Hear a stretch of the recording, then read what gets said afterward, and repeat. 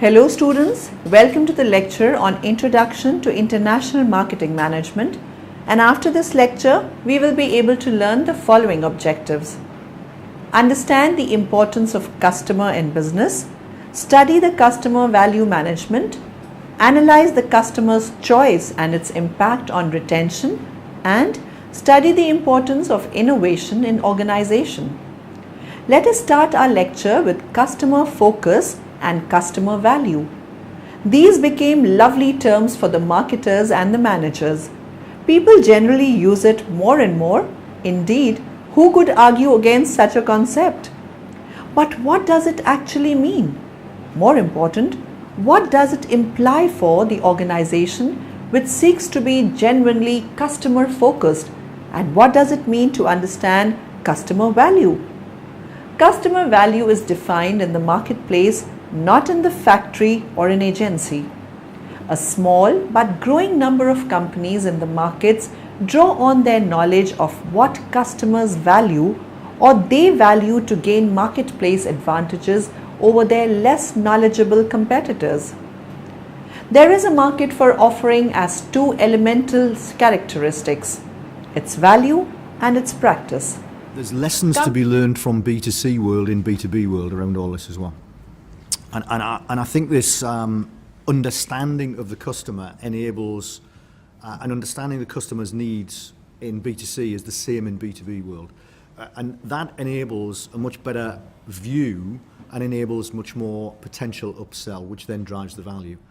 I think what you often see is that, and Bernie and I have worked this before, is that many, say, account teams selling in B2B world actually don't understand their customer's strategy. Right, so if they don't understand their customer's strategy and how they're executing on it, then how the heck can they go sell into it? And I still find that a frustrating point in B2B world, that the root of any corporation is actually generally out on the web, on their website. It tells you what their business strategy is, and it tells you where they're trying to take their company, and you can generally decipher from that what they would need to do that.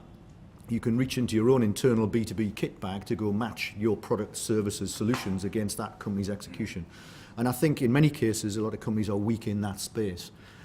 That just plays straight through to B2C world as well, that once you understand the customer, the data, you then work out the proposition. For example, picking the right things to promote in the store, picking the right positioning in the shop, picking the right financial offer. And I think there's a lot of good examples in a small way from individual aspects of B2C that there's still tons to be rolled out in B2B world about understanding where the customer strategy is, and then aligning the proposition, whether it's a big enterprise selling to a large enterprise. How you do that, I think there's still a long way to go on that, Bernie. Just to expand on my point around find out what the customer is doing. A brief story. So an interior designer is pitching for hotel room refit, 100 hotel rooms. Ultimately, this thing's down to price, right? These are always down to price. Some nice pictures, some nice graphics, but they're down to price.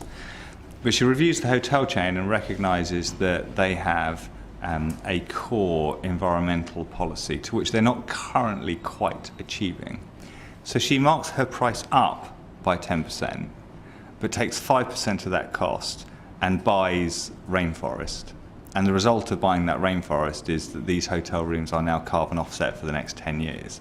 Now we have a price that is at least 10% more expensive because she already had a little bit of additional margin over. So it's probably 15% more than any of the closest competitors. But there is no question of a doubt. I mean, she wins the pitch because within it is a design characteristic that is pertinent to that business model's requirement. They haven't got as far with their environmental policy as they need to have done, and is now a marketing message for that entire group. For this hotel is now environmentally friendly. All of these rooms have been offset for 10 years. So I repeat my point. Value is not the price, it's understanding the end customer of the things that you're supplying to. It's practice. Companies having to look at the changing basis for competition in today's environment and for the future. Here it is argued for being more customer focused, not as a nicer, more socially acceptable way of life, but because customer value is becoming a commercial imperative. We live in a world which is more dynamic than ever. Businesses have always had to face competition, but at least in the past, companies knew who their competitors were. They knew the competitors' products and their strengths and weaknesses. All of the competition lay within established market sectors, and they were mostly, if not entirely, domestic. Indeed, it is not so far back when most were regional. Today, companies faced that has changed. Competitors cross sector boundaries with increasing ease. There have been many difficulties for many authors involved in defining value. In an attempt to consolidate these diverse definitions, Woodruff proposes customer value is a customer's perceived preference for an evaluation of those product attributes, attribute performances, and consequences arising from use that facilitate or block achieving the customer's goals and purposes in use situations. Although the multiple contexts, tasks, and criteria in the upper definition reflect the richness and complexity of the concept, this definition has more related to the customer, but there is also the other side for the businesses. Customer value is the difference between the values the customer gains from owning and using a product and the cost of obtaining the product. On the other hand, we may understand that the total customer value is the total sum of product value, services value, personnel value, and image value. Besides these monetary, time, physic, and energy costs are the total costs of a customer. The marketing task is to find ways to enhance customer value by improving the perceived benefits and or reducing the total costs of ownership. Both the numerator and the denominator of this ratio should be measured relative to competitive offers. Total cost of ownership rather than price is used here because in most transactions there will be costs other than price involved. For example, inventory carrying costs, maintenance costs, running costs, disposal costs, and so on. In business-to-business markets, as purchasers become increasingly sophisticated, the total cost of ownership can be a critical element in the purchase decision. Life cycle costs, as they are referred to in the banking and industries, have long been a critical issue in procurement decisions in those markets. Simple and intuitive. Unfortunately, not a lot of business owners have been exposed to this theory. Satisfaction equals perception, that's perceived value, how happy a customer was with the service, minus what their expectations were coming into the transaction. What quality was it that they were anticipating? The difference is going to dictate whether or not you have a satisfied, a disappointed, or hopefully a delighted customer. Here's an example of what we're talking about. Let's say it's 6 o'clock at night. You've been running around all day. The kids are starving with homework to do. You've got a ton of work to do. And you just want to get everybody fed. There's a flyer on your doorstep for a new pizza place. It doesn't look like anything special. In fact, you really don't even give it that much thought. You just don't care. So you order the pizza. It comes in about 15-20 minutes. Only costs about $8.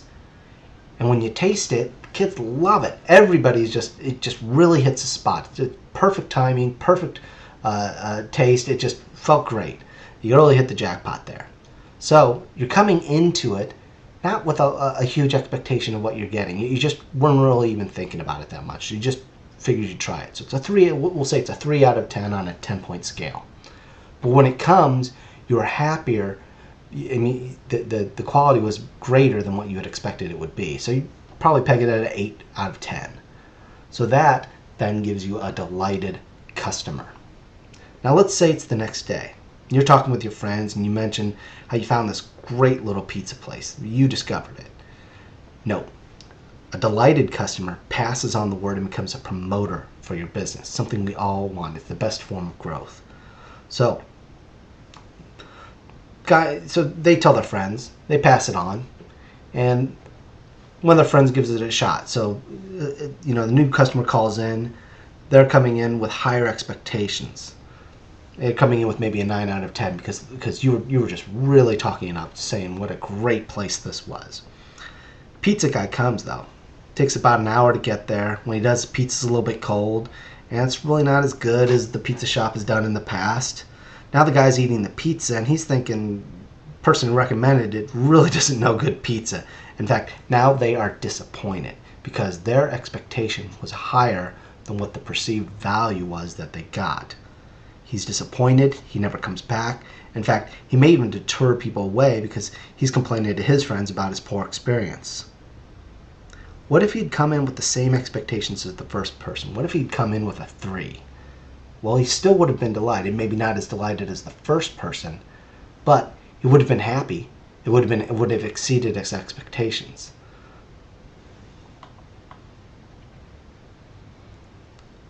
So what we're talking about here is if expectations exceed perceived value, you have a disappointed customer. If expectations equal perceived value, you have a satisfied customer. So how do you delight customers? Expectations are always rising. First time around, expectations are low. But next time around, that same person, they make that call, they've reset their expectations. It's no longer a 3, it's now an 8. So the pizza comes, you have to maintain that minimum level of quality. You have to at least be as good as you were that first time around in order to create a satisfied customer. The trick is, how do you delight customers? Delight comes from perceived value exceeding expectations. If you want to delight customers, you have to continually increase that perceived value. It's a consistent level of service. Starts with providing, that same quality over and over again. Once you've hit a certain baseline, that's your new standard. People are tough. They're thinking, what have you done for me lately? It's human nature. Once you've established that baseline of quality, you have to continuously work to improve on that. So through continuous improvement, you incrementally move and ratchet up the perceived value each time that customer comes in, so that each time they are delighted. The takeaways from all this: always keep your customer's perspective in mind. You may think you're doing the best you can each time, but unless it's what the customer perceives as excellence, you haven't done your job. So I encourage you to listen to your customers, establish a baseline of service, and continuously to improve that baseline of service. There is an importance to understand the philosophy of value for the businesses. And as it is one of importance that businesses should be sensible in advance of the wants of the future, which means the wants and needs of customers, there is an importance of the degree of that sensibility. It should be sufficient. Anxiety about future necessities should be as powerful as the passion with which the companies give away before the urgent feelings of the moment. If future satisfaction of want were represented in present valuation, not at their full future value, but at only a small fraction, probably would be occurred, then business life must in the end fall to pieces, just as though they were not represented at all. Total quality management, business process re-engineering, team working, balanced scorecard are some of the contemporary issues in management. It can be said that for the success of these concepts, there should be customer value philosophy. Competencies should be based at the customer value thinking. This should be a common sense to reach the customer satisfaction and retention, profitability, increased market share, etc. There are two principal interpretations of satisfaction within the literature of satisfaction as a process and satisfaction as an outcome. Early concepts of satisfaction research have typically defined satisfaction as a post-choice evaluative judgment concerning a specific purchase decision. the most widely accepted model in which satisfaction is a function of disconfirmation, which in turn is a function of both expectations and performance. The disconfirmation paradigm in process theory provides the grounding for the vast majority of satisfaction studies and encompasses four constructs: expectations, performance. The disconfirmation paradigm in process theory provides the grounding for the vast majority of satisfaction studies and encompasses four constructs: expectations, performance, disconfirmation, and satisfaction. This model suggests that the effects of expectations are primarily through disconfirmation, but they also have an effect through perceived performance, as many studies have found a direct effect of perceived performance on satisfaction.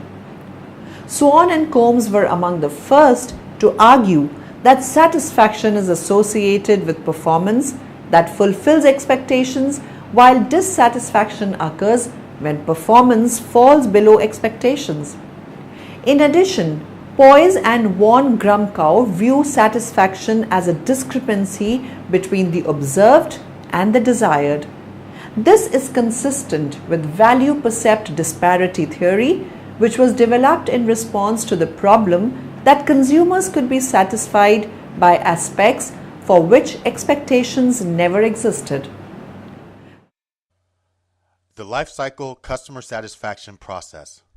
Life cycle customer satisfaction entails viewing customer satisfaction from both employee and customer perspectives. Oftentimes, understanding employee issues and employee satisfaction can bridge the gap in customer satisfaction. The customer satisfaction life cycle is broken down into three areas.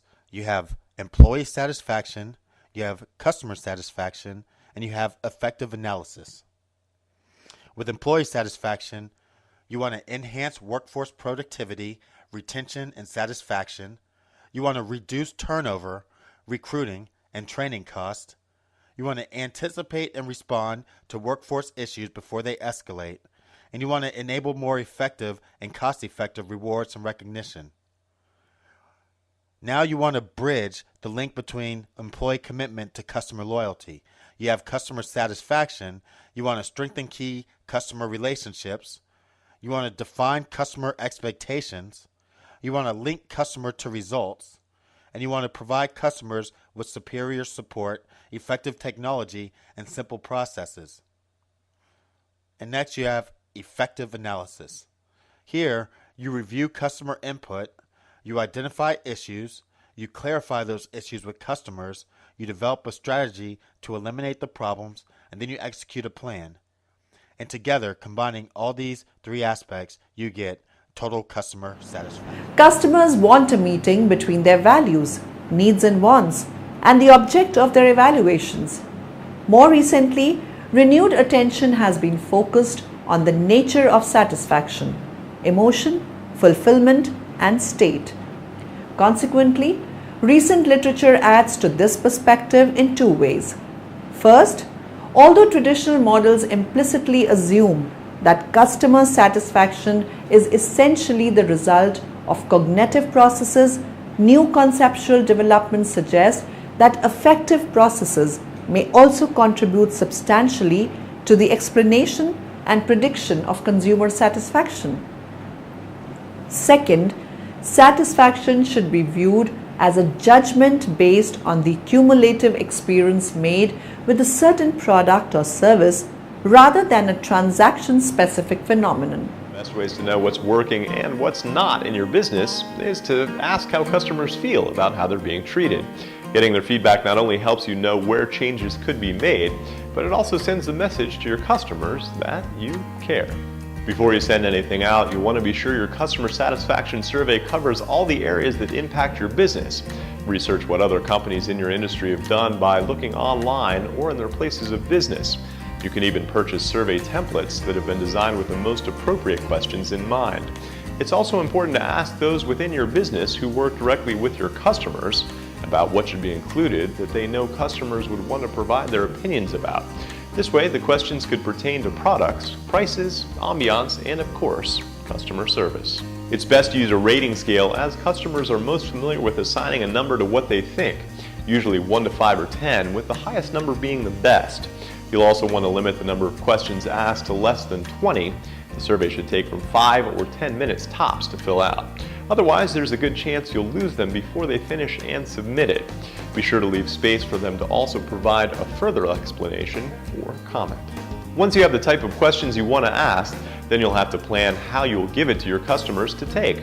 Often, if it's a restaurant or retail environment, a satisfaction survey is provided as a hard copy where customers can fill it out and leave it with their bill, or put it in a box by the cash register or front door. However, surveys are also now going high-tech with many online services or software, so that customers can take the survey electronically from the website or their smartphone. If you go the electronic route, make sure to make it obvious that you would like your customers to take the survey. As they finish up a meal or purchase, hand them a card or print the survey information somewhere conspicuous, like a receipt. If you need help, there are plenty of online resources where you can get help designing and emailing your survey, or establishing an online place where customers can take the survey. These sites will also provide you with tips, survey question samples, and formats for designing the most attractive type of satisfaction surveys, so you can get the best responses from your customers. Be sure to also include some type of incentive so customers will be more inclined to respond. This might include a drawing for some type of prize, a discount off their next purchase, or something like a free appetizer or dessert for a restaurant. These little extras also send the message about how important and appreciated their feedback is to you. Different customer groups have different expectations, and often within the same retirement community will be pockets of people with differing expectations. In fact, within any given aging services organization today, there could be a dozen or more segments of customers who have very different expectations about the kind of service they receive. No matter how similar these people look demographically, age, income, they have different psychographic characteristics, interests, values, belief systems. This will become even more prominent in future years.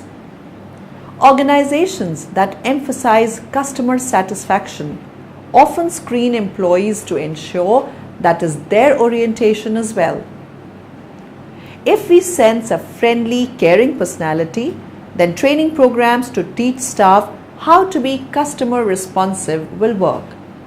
One of the best ways to recruit new caring staff is by involving current caring staff and/or residents in the effort. They seem to know just what to look for. Ask them to suggest people they know who are qualified for the job.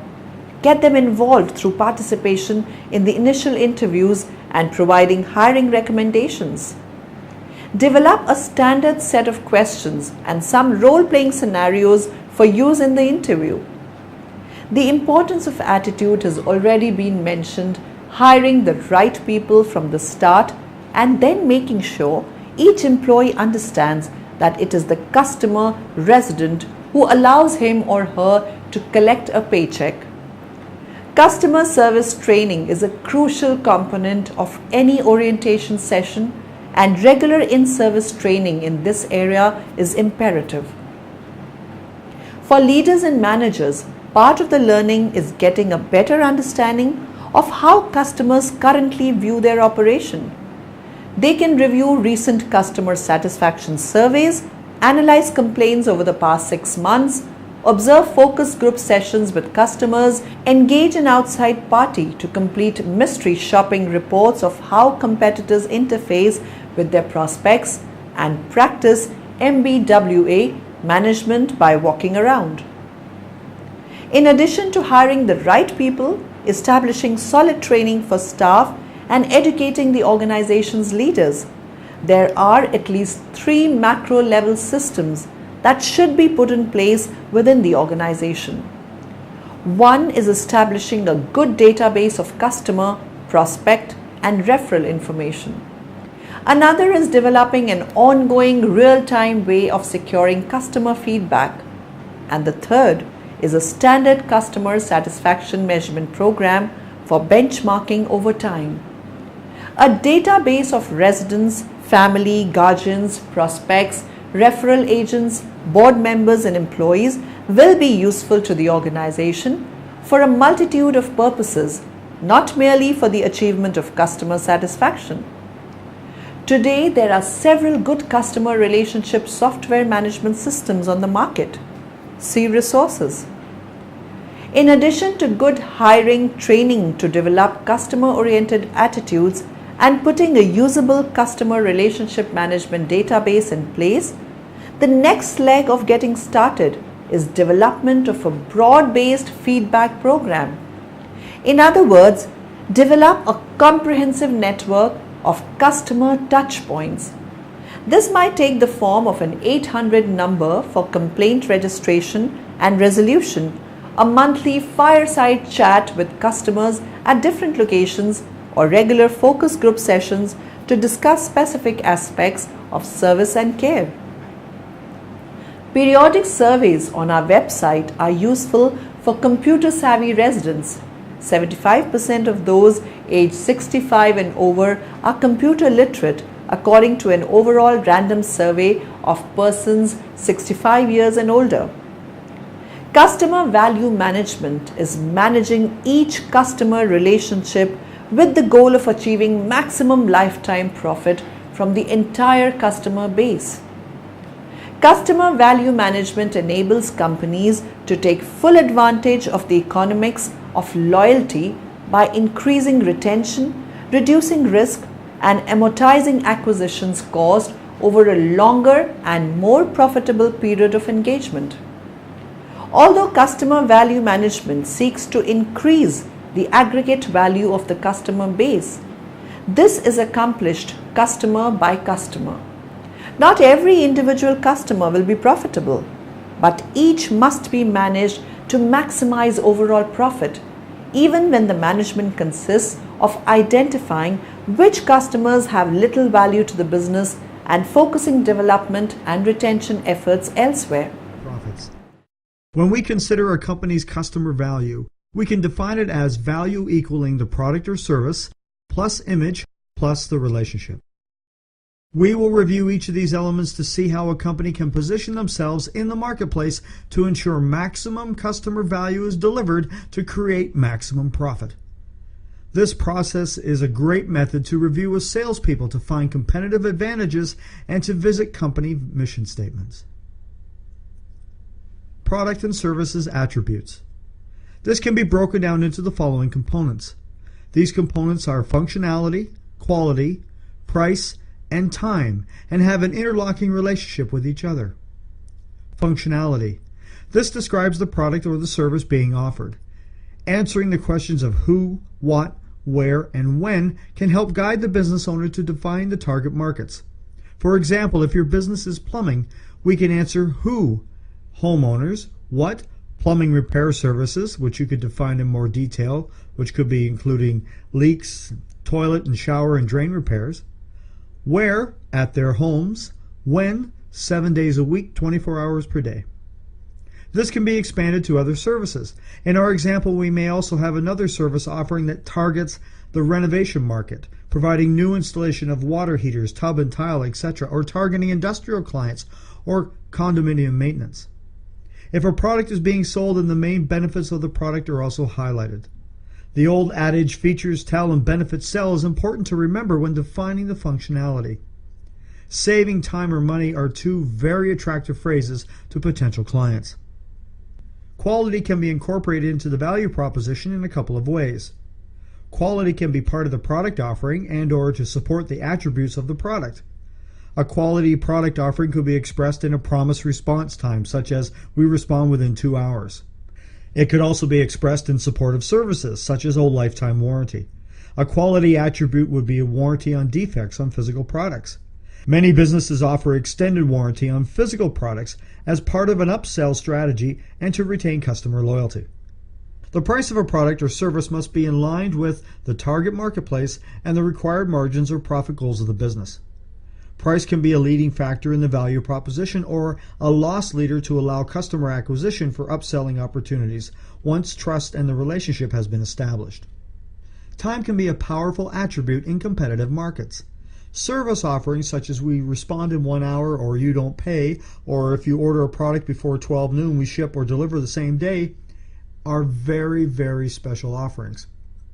In a competitive world where the product margins are thin or competition is high, the elements of quality, price, and time can be combined into a very powerful sales proposal to satisfy various target customers. The image of an organization or company is a factor in the overall value proposition. In the eyes of many customers, the image will not necessarily be the deciding factor. Some customers will accept a minimum standard in their minds of a company image.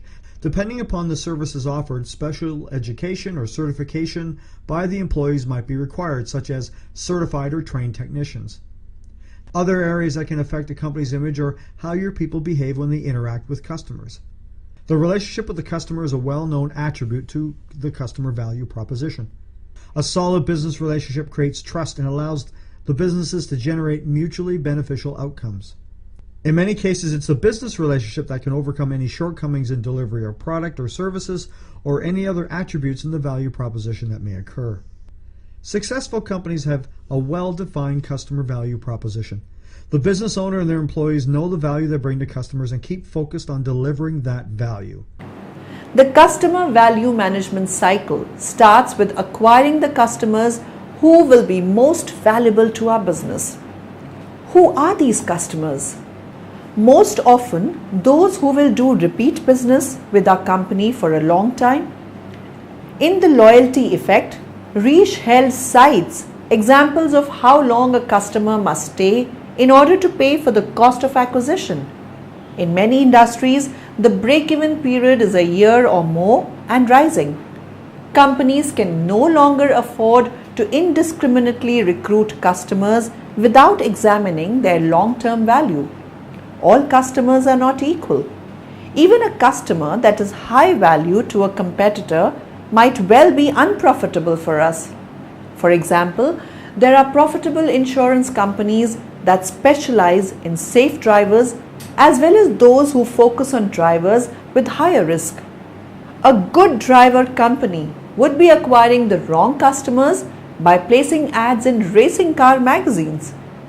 Because customer acquisition is so costly, effective customer value management requires our company to develop the analytical capabilities to identify customers who will be loyal and profitable not just for our industry, but for our specific company.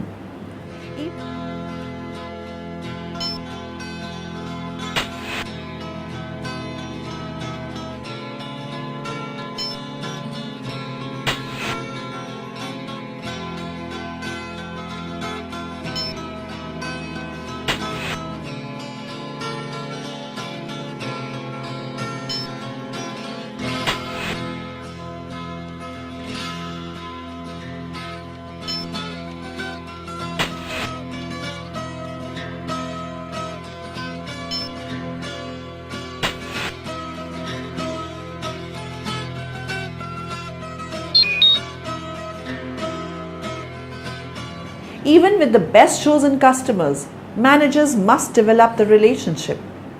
Customers who don't receive the right touch or get too many conflicting offers lose rather than gain value. Just because Jack and Frank live in the same zip code does not mean they are both in the market for home office furniture at the same time. Ideally, marketers would be able to spot these differences, targeting Jack with the right offer at the right time without annoying Frank with another promotion for something he does not want. For any business, the right relationship is one that maximizes that customer's lifetime value. Effective retention means retaining the right customers, not every customer. Managers need to focus their retention actions on customers with the highest lifetime value. Spending precious resources to retain marginally profitable or unprofitable customers actually hurts the overall value of the customer base, especially if these retention efforts succeed. Right retention is therefore rooted in knowing which individuals are most valuable and why. Accurately analyzing lifetime value helps managers take the long view, giving equal weight to customers who are already doing a high volume of business and those whose purchases are modest but whose actions indicate loyalty and profitability over time. The power of innovation to create economic value and reward pioneers with exceptional profits is a deeply held belief of inventors, entrepreneurs, investors, and the public. Innovation can enrich companies and individuals and sometimes disrupt entire industries.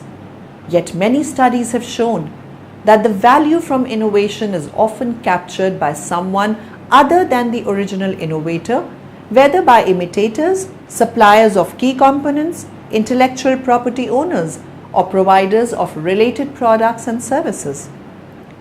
Today, the creation and production of a successful product in one of these global value chains spreads wealth far beyond the lead firm, that is, the company whose brand appears on the product and who bears primary responsibility for conceiving, coordinating, and marketing new products.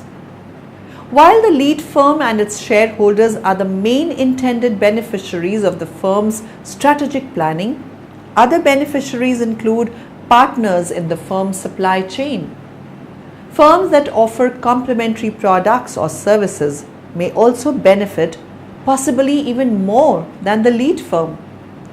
We all demand first-rate customer service, but are we delivering it ourselves, or are we just getting by? Do we know what our customers think of us and our company? Do we know what they are saying about us, and are we certain that it would all be good? Do we know what it takes to keep them coming back and referring their friends? Do we know what they need and want, and are we delivering on those needs or just selling them stuff they don't need? There is an old adage that says, our clients are our business. Anyone who runs a business knows how true this is. Without clients or customers, we wouldn't have a business. So how come some businesses have a hard time getting their customers to come back, while others have customers so loyal they wouldn't go anywhere else? The key is proactively wowing our clients on a regular basis so they have no reason to go anywhere else and every reason to be loyal to our business. If we are not wowing our clients, someone else will. And in today's consumer-oriented society, people will turn with the wind to one of our competitors if we haven't given them a reason to stick with us. Have systems in place to measure everything we do. If we don't know how we are doing, how will we know if we need to improve? From cost-effective management to product price and client service, find ways to evaluate how we are doing business, and we'll know quickly when and where changes need to be made to increase our productivity and client satisfaction. Don't know where to start our evaluation process? How about asking our clients?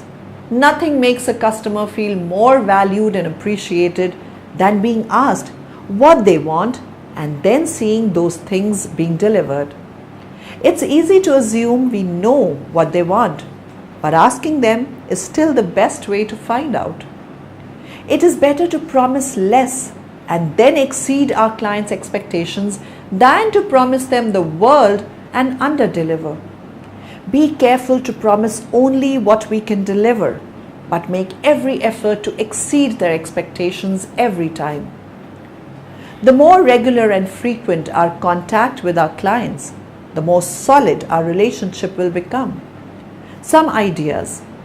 Get our client's address or email and send them things we think might interest them about one of their hobbies, a relevant website or a newspaper clipping. Distribute a monthly or quarterly newsletter. Fix problems quickly every time.